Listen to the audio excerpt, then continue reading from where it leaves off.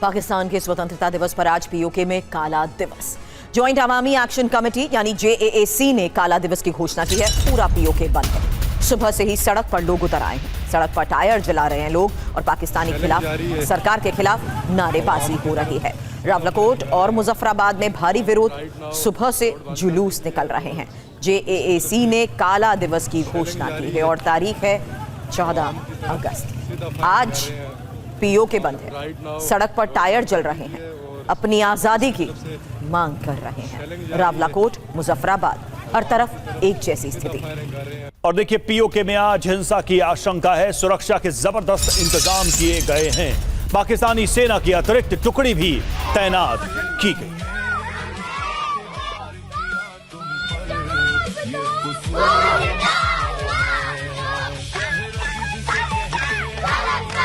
देखिए किस तरह के हालात हैं पीओके में। और आज तब जब पाकिस्तान अपना नेशनल डे मना रहा है और उस समय भी पीओके जल रहा है। बड़ी संख्या में यहां पर टुकड़ी तैनात की गई है। आज भी प्रोटेस्ट के आसार हैं।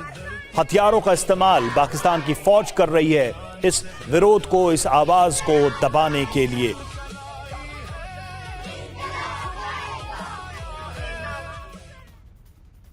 और तस्वीरें देखिए, सुबह से ही लोग सड़क पर हैं। पीओके की आजादी के नारे लगा रहे हैं। पीओके में पिछले 2 महीने से आंदोलन चल रहे हैं। राजनीतिक प्रतिनिधित्व की लोग मांग कर रहे हैं। चुनावी व्यवस्था में सुधार की मांग कर रहे हैं। मैं अपनी कोर कमेटी से कहना चाहता हूं, हमने 50 दिन यहाँ बैठकर सिर्फ एक पैगाम दी। और शाहबाज मुनीर पर ब्लैक बॉम्ब आज की खबर है, क्योंकि पीओके में आज काला दिवस, JAAC का काला दिवस का आह्वान है। पाकिस्तान के खिलाफ हो रहा प्रदर्शन, बड़े पैमाने पर हिंसा की आशंका भी है। जी हां, और काला दिवस क्यों? तो जैक पर प्रतिबंध के खिलाफ लगातार प्रोटेस्ट, जैक नेताओं की रिहाई की मांग की जा रही है। चुनाव में धांधली का विरोध किया जा रहा है। 12 आरक्षित सीटों को लेकर यह विवाद है।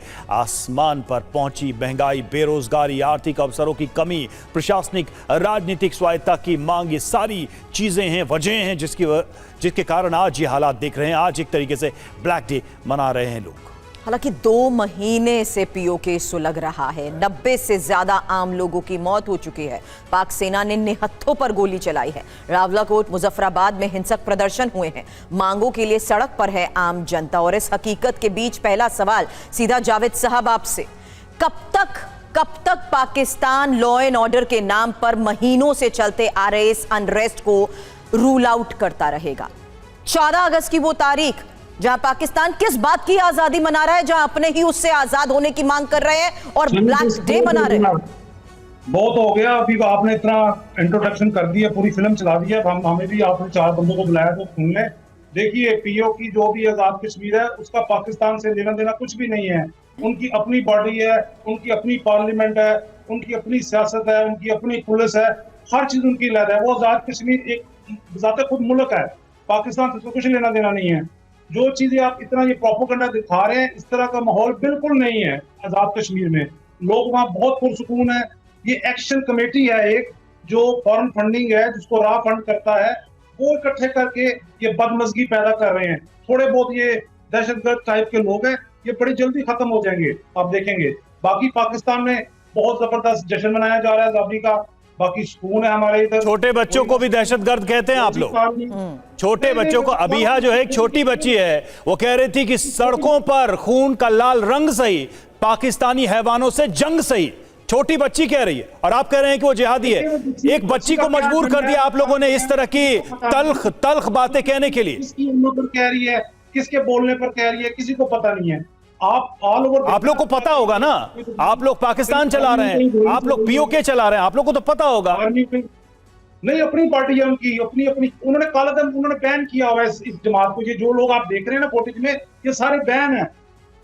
रवि, कैसे पता होगा? ये गए कहां उन लोगों की सुनने के लिए? इन्होंने तो लॉ एंड ऑर्डर के नाम पर उनके साथ जो ज्यादती की है, जो दमन किया है, उसकी हकीकत को ये मानने को तैयार नहीं है। मनीष झा हमारे सहयोगी हमारे साथ है। मनीष, अनरेस्ट और जो आज के हालात हैं, लॉ एंड ऑर्डर के नाम पर हुआ एक्शन, ये कोई एक दिन की बात तो नहीं है, पिछले कई महीनों से चला आ रहा है, लेकिन ये इनको नजर ही नहीं आता। इसीलिए जावेद साहब ने पहली लाइन में कह दिया, इनसे पाकिस्तान का कोई मतलब नहीं है। बिल्कुल सही बात है। देखिए, इतिहास में की गई गलती को पाकिस्तान फिर से दोहरा रहा है। ठीक यही माहौल था, यही मंजर था 1971 में, तब ईस्ट पाकिस्तान ने आज़ादी ली थी और बांग्लादेश बना था।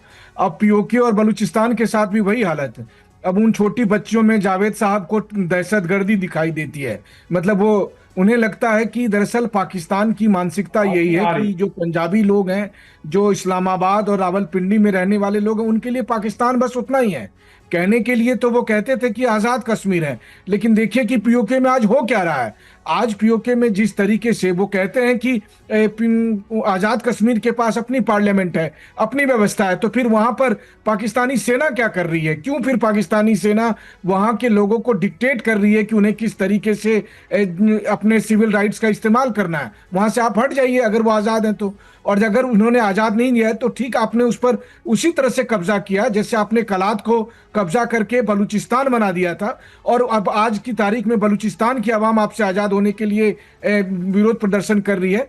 उसी तरह का विरोध प्रदर्शन ये कर रहे हैं। और इतिहास गवाह है कि सेना या हुक्मरान कभी भी आवाम लोगों को चुप करके नहीं बैठ सकती है। उसका सबसे बड़ा उदाहरण है 15 अगस्त 1947 को, जब ब्रिटिश हुकूमत के खिलाफ भारत आजाद हुआ था, और उसी का एक बाय प्रोडक्ट के तौर पर आप लोग आजाद हुए थे। और वहीं दूसरी तरफ ईस्ट पाकिस्तान बांग्लादेश बना था। ठीक उसी तरह से पीओके और बलूचिस्तान भी अलग मुल्क बनेंगे, चिंता मत करिए। या फिर पीओके भारत में शामिल होगा और बलूचिस्तान एक अलग मुल्क, जिसको जो उसका हक था वो उसको मिलकर रहेगा। आपके मनमाने या ना मानने से कोई फर्क नहीं पड़ता है जावेद साहब। बिल्कुल मनीष, और पाकिस्तान में एक देखिए, बिल्ली को ख्वाब में चिचड़े, ये वो 1971 वाला दौर नहीं रहा। ये बहुत मुख्तलिफ हो चुकी है। पाकिस्तान आर्मी की दुनिया तारीफ कर रही है इस वक्त। हम तो दुफाई मुआहदे कर रहे हैं। देखें, हम बहुत आगे निकल चुके हैं। अरे ये वही तो अरे जावेद साहब, अगर सऊदी वाले और चीन वाले आपको पैसा ना दे तो इस महीने का खर्चा आपको नहीं मिलेगा। आप कहां आगे चले गए हैं जावेद साहब? अगर सऊदी और तो मीडिया, जावेद साहब सीधी सी बात सुनिए, अगर सऊदी और चीन आपको चंदा ना देगी, महीने का खर्चा नहीं मिलेगा। कटोरा लेके तो आप लोग घूमते हैं और कहते हैं कि हम बहुत आगे चले गए। आज आपके आजादी का भाई, हम तो आपको आजादी मुबारक हो, आपको आजादी मुबारक हो। लेकिन आजादी के लिए सबसे जरूरी चीज है कि आपकी इकोनॉमी की स्थिति देख लीजिए क्या हाल है, आपके यहाँ सिविल अनरेस्ट देख लीजिए क्या है।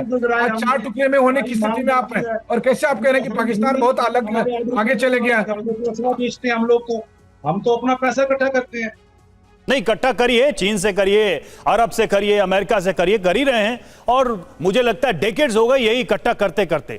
चंदे के भरोसे आप देश चलाना चाहते हैं और चांद पर पहुंचना चाहते हैं, ये मुमकिन नहीं है। जमीन पर उतरिए, जमीन की सच्चाई देखिए। लौट रहा हूं आपके पास, चूंकि हम कारोबार कर रहे हैं। अगर आप उस तरीके से जाएंगे कर्ज के ऊपर, तो फिर अभी दहशतगर्दी के नाम पर आपके कारोबार के किस्से पूरी दुनिया वाकिफ है जावेद साहब। इसीलिए आज जो हकीकत है इसको लेकर पूरे विश्व में अलग अलग एम्बेसीज के बाहर ये लोग एकजुट होकर आवाज उठाने वाले हैं। शायद आपको नहीं पता होगा, थोड़ी देर में खबर दिखा दूंगी, उससे पहले सुनिए। पीओके में अतिरिक्त सैनिकों की तैनाती हो चुकी है। जन विद्रोह को चलने के लिए पाकिस्तानी सेना तैनात है। आप इसको भी नहीं मानेंगे।